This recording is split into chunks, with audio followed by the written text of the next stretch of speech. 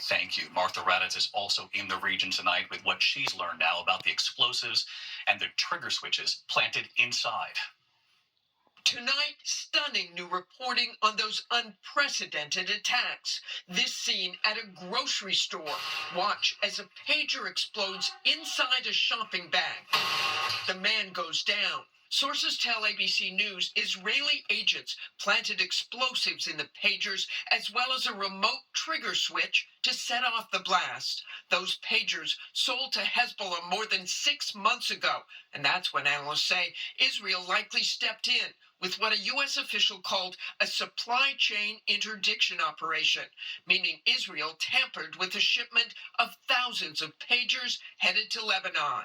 As little as 1 to 2 ounces of explosive material was implanted next to the battery, sources say. The pagers received a message at 3:30 Tuesday afternoon that triggered the blast.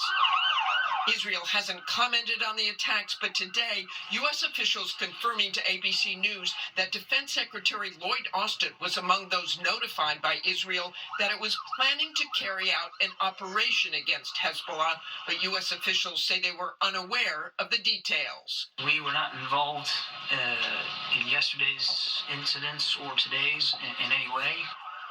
And David, while U.S. officials have repeatedly said the U.S. was not involved in the attacks in any way, they have not condemned the attacks either. David? Martha Raddatz also live in the region tonight. Martha, thank you. To the news now, back here at home tonight, the Federal Reserve with the biggest interest rate cut in 16 years today. It's a sign the Fed believes the U.S. has now turned a corner on inflation. The aggressive cut, 0.5%. What this now means for car loans, mortgages, credit card debt. Here's Rebecca Jarvis. Tonight, welcome relief for millions of Americans after the Federal Reserve moved aggressively to slash interest rates by 0.5 percentage point, an unusually large cut, and the first decrease in 4 years. The U.S. economy is in good shape. It's growing at a solid pace. Inflation is coming down. The labor market is in a strong pace. We want to keep it there. The Warren family has been trying to pay off over $15,000 in credit card debt. A reduction in interest is actually really kind of a breath of fresh air because I feel like we can never get ahead. I just feel like this is going to help make a bigger dent in getting back on track. I get really excited. Today's cut also helping to pave the way for potential home buyers like Kate Pexa, who told our Elizabeth Schulze falling mortgage rates are a game changer. Would it mean hundreds of dollars less on a property like this? Yes, absolutely. Every month. Mm-hmm.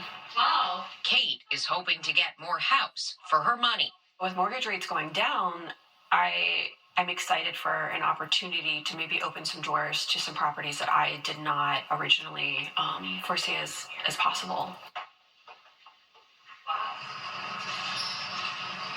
David, this is a major move, signaling the Fed's made real progress in its fight against inflation.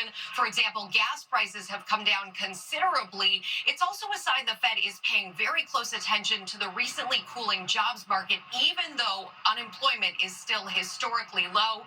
This was the last Fed decision before the election in just 48 days. David? Our chief economics correspondent, Rebecca Jarvis. Rebecca, thanks. We're